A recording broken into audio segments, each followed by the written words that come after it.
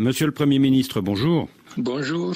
Il y a 2 semaines, la Guinée a été secouée par une grave crise, marquée notamment par une grève générale. Est-ce que c'est pour faire face à cette situation que les militaires du CNRD vous ont appelé à la primature ? Bon, je pense que ces événements ont eu un effet, un électrochoc pour amener le CNRD et le président, le général de corps d'armée, M. Mamadi Doumbouya, à prendre des mesures, radicales pour dissoudre le gouvernement et puis, par la suite, me demander d'accepter le poste de Premier ministre, chef de gouvernement. Et vous avez accepté ? Bon, j'ai accepté parce que c'est un devoir et une responsabilité vis-à-vis de mon pays et vis-à-vis du peuple guinéen. Le lendemain de votre nomination, on a appris la libération du secrétaire général du syndicat des professions de la presse. Est-ce que vous êtes pour quelque chose dans cette libération ? Bon, vous savez que la Guinée a besoin d'apaisement, a besoin d'une profonde décrispation. Bon, je pense que vous savez, la libération de M. Bendessa est une procédure judiciaire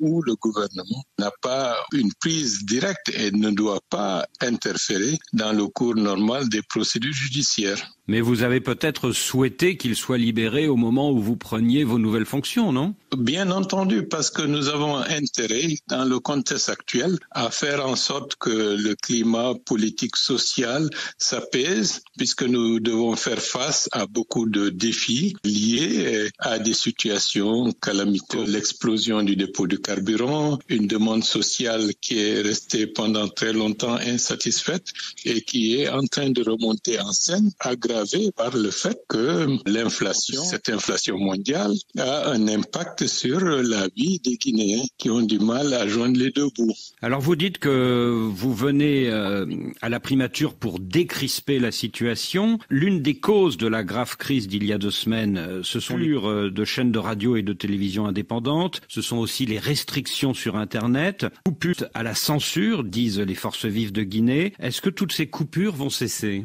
Bon, nous devons travailler à avoir une évolution normale. La question de l'Internet, au-delà des péripéties politiques, est devenue la 4e révolution industrielle. Et de ce point de vue, la Guinée n'a pas resté en dehors de ce processus mondial. Et je pense que nous allons tout mettre en œuvre pour que la situation redevienne tout à fait normale, tout en demandant et en exigeant de la part de tous les acteurs la responsabilité par rapport aux intérêts majeurs de la République de Guinée. La semaine dernière, j'ai d'ores et déjà rencontré à ma demande les professionnels des médias et nous avons eu à échanger sur la question. Dans les prochains jours, nous allons travailler à ce que la situation redevienne normale. À ce que la situation redevienne normale du point de vue d'Internet, c'est ça ? En ce qui concerne la question de la restriction d'Internet, la restriction a été levée. Mais nous n'avons qu'un seul câble. Vous devez savoir que la Guinée, de ce point de vue, a besoin, d'accroître ses capacités sur ce plan. Et quand vous dites que vous avez dit au patron des médias que la situation allait redevenir normale, c'est du point de vue des chaînes de télévision qui sont actuellement coupées ou brouillées ? Bon, peut-être je n'ai pas dit exactement que ça redeviendra normal, mais j'ai pris en compte leurs doléances et leurs préoccupations et je vais en discuter avec le président de la République, le général Doumbouya, pour avoir son point de vue. Et je pense que l'état d'esprit qui doit prévaloir à l'heure actuelle, c'est un état d'esprit de décrispation. Et comme les médias, notamment les responsables, vont mettre en place un organe d'autorégulation interne, je pense qu'ils ont pris bonne note de la nécessité de moraliser et de discipliner une nouvelle génération de journalistes qui sont beaucoup plus dans la culture des réseaux sociaux que dans la culture d'un professionnalisme avéré en ce qui concerne le métier du journalisme. Depuis l'explosion du principal dépôt de carburant de Conakry, c'était le 17 décembre dernier, il y a pénurie de carburant, il y a encore plus de délestage d'électricité qu'avant. Qu'est-ce que vous comptez faire pour remédier à tout cela ? Bon, cette situation vraiment a été une catastrophe nationale avec bien entendu les pertes en vie humaine et les dégâts innombrables que cette explosion a causés. Il faut faire face notamment aux besoins de la population affectée pour retrouver avant la saison des pluies des logements et puis assurer l'approvisionnement en carburant du pays. De ce côté-là, il faut saluer la proactivité qui a été constatée par les responsables qui ont pris en charge cette question et aussi saluer la coopération régionale qui n'a pas manqué, notamment avec les pays limitrophes. Donc, l'approvisionnement en carburant du pays est tant bien que mal assuré. De temps en temps, il y a des moments où on constate des journées de pénurie parce que le système mis en place pour assurer la redistribution est relativement lourd. Mais j'espère que dans les prochains mois, on pourra parvenir à assurer une desserte tout à fait régulière en attendant la construction de nouveaux dépôts. En ce qui concerne la question de l'électricité, point de vue, il y a certes l'approvisionnement en mazout pour faire fonctionner les groupes thermiques, mais les ressources publiques pour acheter de manière régulière une quantité suffisante de carburant, fonctionner les machines. De ce point de vue, il y a des difficultés et nous essayons de rechercher des voies et moyens de pallier à ces contingences qui affectent la vie des citoyens guinéens. Mais actuellement, à Conakry, il n'y a pas d'électricité dans beaucoup de quartiers entre 9h et 18h. Est-ce que ça va continuer? Bon, c'est une réalité qui s'impose à nous du fait d'une situation difficile au niveau du secteur de l'électricité, c'est-à-dire de la société ODG de Guinée. Ceci mérite d'être souligné parce que de ce point de vue, on se bat actuellement avec les équipes concernées pour trouver des solutions, quitte à débourser des montants qu'on aurait pu utiliser dans le secteur des investissements pour avoir la clé de produire plus d'électricité, d'où la nécessité de faire appel à un bateau qui a suivi les groupes thermiques pour assurer une capacité de production supplémentaire pour satisfaire les besoins des populations, surtout dans cette phase assez difficile de saison sèche. Donc il y a dans le port de Conakry un bateau qui fait centrale thermique en quelque sorte, c'est ça? Oui, c'est bien ça, mais le bateau n'est pas encore là et nous sommes en train de voir avec toutes les structures concernées pour activer l'arrivée de ce bateau et pour avoir une capacité supplémentaire de production d'électricité. Vous l'espérez dans quelques semaines, c'est ça?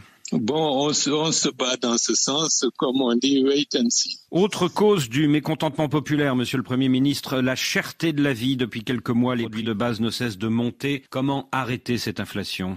Bon, heureusement, nous avons un secteur privé, notamment la Chambre de commerce, qui est relativement proactive et qui a pris bonne note de la nécessité, surtout dans cette période difficile du Ramadan, de baisser les prix de certains denrées de première nécessité. Je reconnais que c'est peu par rapport à ceux qui n'ont pas suffisamment de ressources, mais là aussi, comme le général Mamadi Doumbouya, le social doit être une préoccupation majeure et nous sommes en train de nous atteler à trouver des solutions avec certainement l'apport de la coopération bilatérale et multilatérale. Alors on connaît la richesse du sous-sol guinéen. Vous dites qu'il faut en finir avec l'économie de rente, il faut transformer sur place les matières premières. Mais est-ce que tous vos prédécesseurs n'ont pas déjà dit la même chose?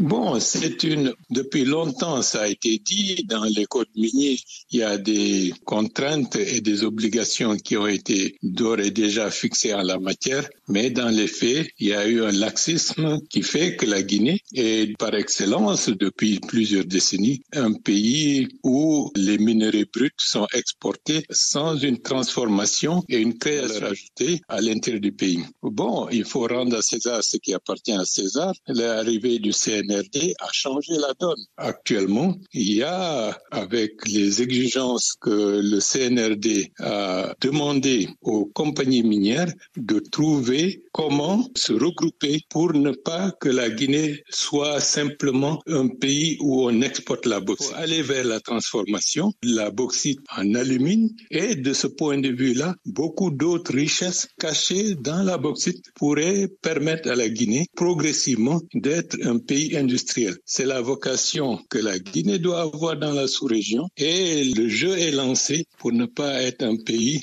exclusivement rentier parce qu'en fin de compte, rien ne restera par la suite. Depuis l'arrivée au pouvoir des militaires du CNRD il y a 2 ans et demi, le dialogue est très difficile avec les 3 grandes formations politiques du pays, le RPG d'Alpha Condé, le FDG de Cellou Dalein Diallo et l'UFR de Sidya Touré. Que comptez-vous faire, monsieur le ministre, pour convaincre ces grands partis de parler avec le pouvoir et avec vous? Bon, vous savez, chaque chose en son temps. Dans la première phase, il y avait eu des crispations qui sont nées de manière presque spontanée. Après 2 ans et demi maintenant, le temps a permis de ramener la raison au niveau de la plupart des acteurs. Et suite à ma nomination, j'ai reçu les encouragements et les félicitations des acteurs que vous venez de citer. Donc, nous allons renforcer cette dynamique de décrispation et nous allons travailler à ce que tout le monde puisse se retrouver autour de la table pour que la Guinée puisse revenir à un ordre constitutionnel normal et par la suite baliser le chemin pour une gouvernance vertueuse, équilibrée, consensuelle pour en finir avec plusieurs décennies d'errance et de soubresauts qui affectent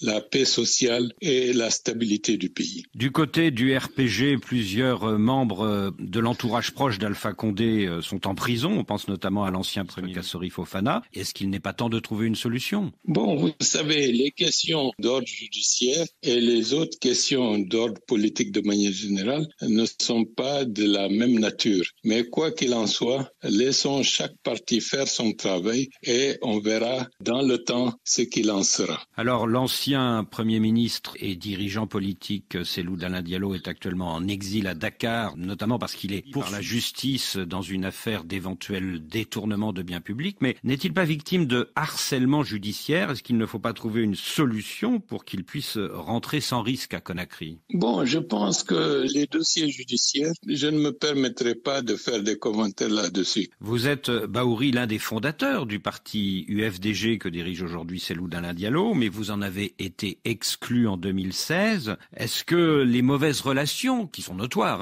entre Cellou Dalein Diallo et vous, ne risquent pas d'hypothéquer toute réconciliation politique? Non, je pense que avec le temps, beaucoup d'eau est passée sous les ponts. J'ai reçu et je reçois beaucoup de responsables appartenant à cette formation politique, comme je l'ai fait avec des responsables PG. Nous devons travailler à aller au-delà des considérations personnelles et se rendre compte que ce pays a besoin de stabilité, d'avoir un climat politique assaini et serein, et nous veillerons à ce que les contingences personnelles n'affectent pas la prise de position que les autorités en situation de responsabilité peuvent prendre. C'est pour cela, dès mon installation comme Premier ministre chef du gouvernement, j'ai invité les anciens premiers ministres disponibles et qui sont à Conakry à ce qu'on se retrouve pour parler, pour bénéficier de leur expérience et de leur connaissance des affaires de l'État. Les rancœurs et les frustrations d'hier doivent être reléguées au calendrier grec.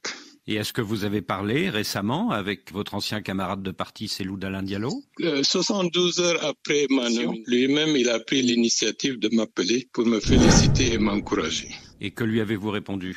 Je lui ai répondu, je le remercie et il est temps que nous tous nous travaillons pour assurer un retour à un ordre constitutionnel apaisé, que les dynamiques en cours à l'heure actuelle dans notre pays doivent être aidées et puis que le climat politique soit plus assaini pour nous éviter une déstabilisation qui pourrait nuire aux intérêts fondamentaux du peuple guinéen. Il vous a évidemment demandé si vous étiez favorable à son retour d'exil. Qu'en pensez-vous? Non, nous n'avons pas évoqué cette question. Devant les pays de la CEDEAO, les militaires se sont engagés à rendre le pouvoir le 31 décembre prochain au plus tard. Est-ce que cet engagement va être tenu? Bon, les processus de transition sont complexes d'un pays à un autre. Malheureusement, la CEDEAO a toujours interprété la question de la transition comme une passation de pouvoir. Or, les causes fondamentales de la déstabilisation de la Guinée, pour ne parler que de la Guinée, sont d'ordre beaucoup plus structurel. Et donc, si nous voulons éviter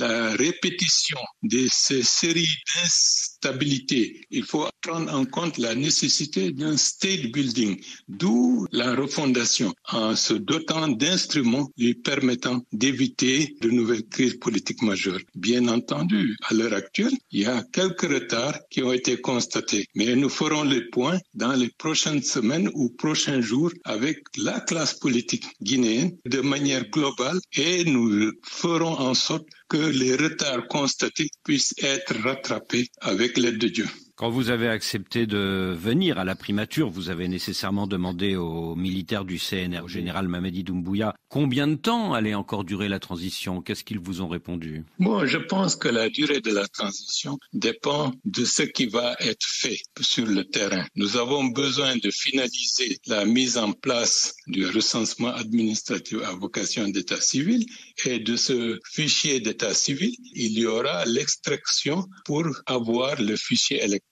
À partir de l'établissement du fichier électoral, le référendum a été déjà indiqué comme un objectif majeur par le président du CNRD, le général Mamadi Doumbouya. Donc, d'ici la fin de l'année, il faut nécessairement que le référendum constitutionnel puisse être tenu. À partir de ce moment-là, les autres processus électoraux vont être déclinés. Ce qui vous laisse espérer une fin de la transition l'année prochaine, en 2025? J'espère qu'ils tiendront le cap et ce qui est en train d'être fait va dans cette direction. S'il y a un référendum avant la fin de l'année, peut-on espérer un retour à l'ordre constitutionnel normal d'ici un an? Bon, je ne peux pas me prononcer puisqu'il y a beaucoup de contingences. Dans un contexte où nous accusons une fragilité sur le plan économique, sur le plan financier, nous devons travailler à une stabilisation, à une décrispation politique pour avoir la possibilité d'examiner et de faire les étapes du chronogramme dans une relative sérénité. Donc,